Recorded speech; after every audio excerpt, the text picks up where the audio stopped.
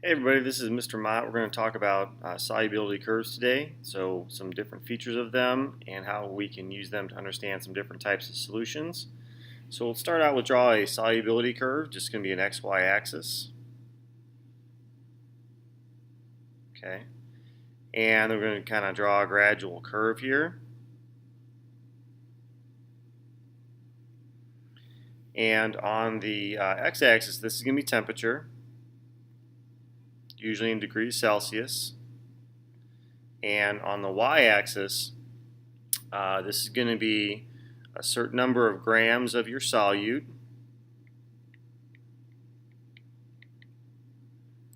over 100 grams of water. So when we researched solubility, we know solubility depends on a few different things. First of all, it depends on the chemical. Then it depends on how much water you have, and it depends on the temperature that you're at. So in a typical solubility graph, you're actually going to be seeing, lots of different lines going every direction. Some are going, more straight up. Some are a little bit more flat. Sometimes you'll even see it kind of going down.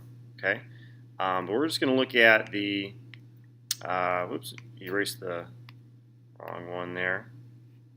We're just going to be looking at the one that I drew kind of originally, which I'll try to go back and draw now. Okay, so something kind of gradual, something like this. Okay, so the solubility curve is going to tell you at a certain point on the line how many grams of solute can dissolve in 100 grams of water at a certain temperature. So let me go ahead and draw like a little dot here. Okay, so if we kind of figure out what the coordinates are of this dot, kind of go over and kind of go down, we can assign some arbitrary numbers. So let's say that we are at right around at room temperature for this one, which is about 20 degrees Celsius. Okay, and then let's say that we were at about 30 grams of chemical. Okay, so what this means that for this particular chemical, if I had 100 grams of water at 20 degrees, I could dissolve a maximum of 30 grams of this chemical. Okay, so this point here would represent a saturated solution. The maximum amount of chemical has dissolved for that particular amount of water and at that particular temperature. Okay.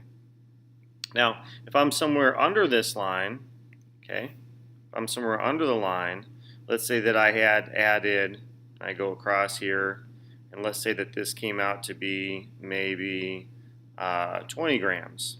Okay, so if I had added 20 grams in 100 grams of water at 20 degrees, I have not reached the maximum that could be dissolved, so at this point this would be unsaturated.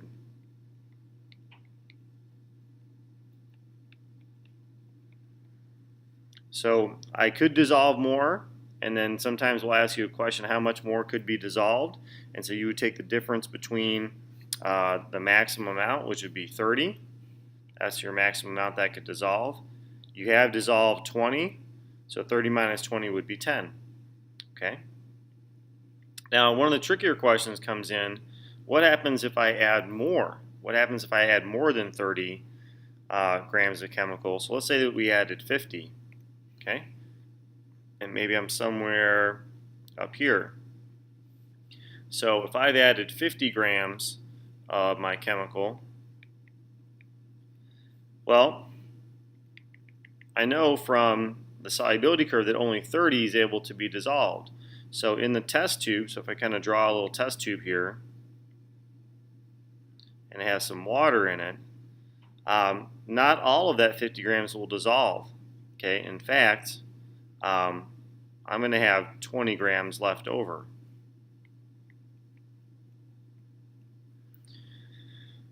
Okay, so this is so what we've done here is that we've made a saturated solution. We've dissolved the maximum amount that we could, which was 30 grams, and the remaining 20 grams would just be left over.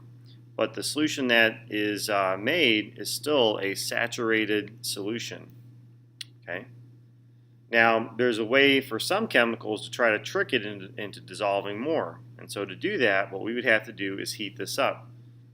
So if we had 100 grams of water, and it's currently at 20 degrees, and we threw 50 grams in there, we know that 20 grams wouldn't dissolve. But sometimes what you're able to do is heat it up. Okay, and graphically heating it up is going to the right. You'll notice that as we continue to the right, we got below the line, and below the line means that it's unsaturated. Okay, so by heating it up, we sort of made an unsaturated solution. Okay, but then if we slowly cool it down, we cool it back down here, sometimes we're able to get this chemical to stay dissolved and kind of trick it. And when we've done that, and if everything remains dissolved, even though we're in the same point graphically, okay, we've made a supersaturated solution.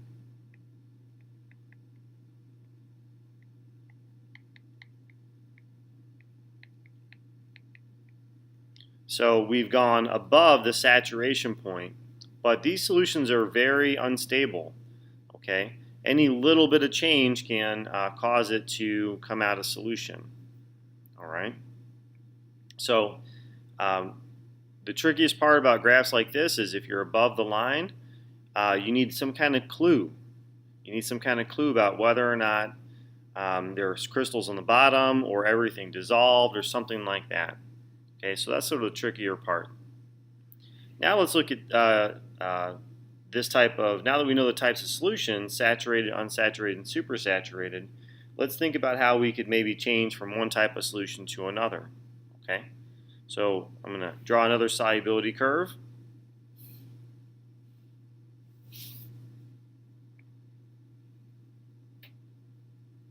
Okay, and here we go. And we go ahead and label the unsaturated, saturated, and supersaturated. Okay, let's start out again with saturated.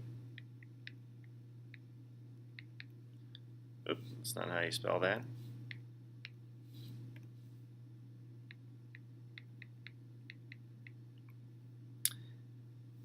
Okay, so if we have a saturated solution, what we want to think about is how could we change this type of solution into unsaturated? Okay, so unsaturated, if you want to remember, is going to be somewhere below the line. Okay, so in fact, let me just kind of move this up a little bit. All right, so we've got a saturated solution. How could we take a saturated solution and make it unsaturated? Okay, well, one way is, what about our water? This is for every 100 grams of water, right? Well, if we added more water, so I'm thinking kind of experimentally, how could we do this? If we added more water, that means that we could dissolve more compared to how many grams of water we had. Okay, so if I put some numbers to this again, and if we were at, in the same way, we were at 30 grams before at, say, 20 degrees, well, if I could dissolve 30 grams of chemical at 100 grams of water that's at 20 degrees, well, what if I had twice as much? If I had twice as much water, 200 grams of water, I could dissolve a maximum of 60 grams of this chemical at 20 degrees. Okay, so that's one way of experimentally doing it. The other way we can think about is, how can I get this data point below the line? Well, I can't really move down. Right? This doesn't work because I can't take away chemical from out of the solution that's already been dissolved. So I can't really do that. Okay, but I could move to the right. As I move to the right, what you're doing is you're increasing temperature. So if you wanted to go from saturated to unsaturated, you could increase the temperature. Okay, so that's two ways we could go from a saturated solution to an unsaturated solution. Okay.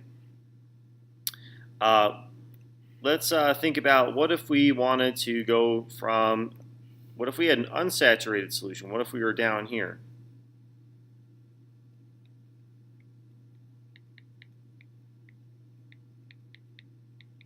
How could we take an unsaturated solution and make it saturated?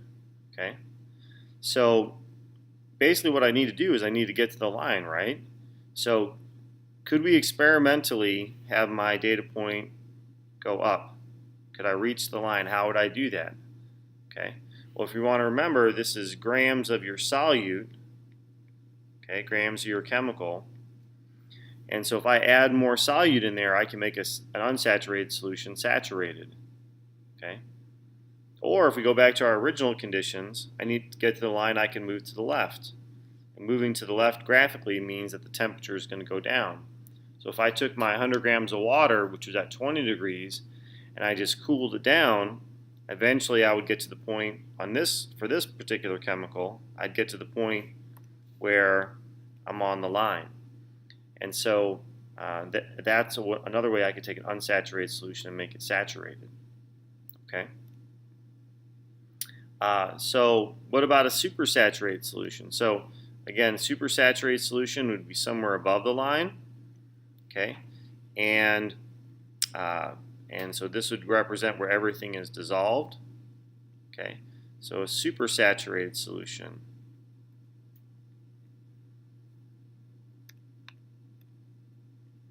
Oops. So think again, how could you get to this data point to the line? If I want to make a supersaturated solution turn into a saturated solution, we could heat it up because we got to move our data point to the right. Okay. Thinking about, could I move my data point down here? Again, I'm not able to take chemical that's been dissolved out. I can't reach into the solution, take it out because it's already dissolved. So that doesn't work. Okay. But one thing about supersaturated solutions, they're just very, very unstable. So just by adding one little drop of crystal, that's going to make a supersaturated solution release all the extra stuff that it dissolved. Or you can kind of shake it. And if we use the example of a heat pack, you just bend that little metal disc, and the supersaturated solution that's in there releases all that extra stuff that it dissolved along with some energy. Okay, so hopefully that's added some insight into your different types of solutions and how you can turn certain solutions from saturated into unsaturated, vice versa. Same thing with supersaturated into saturated. Thanks for watching.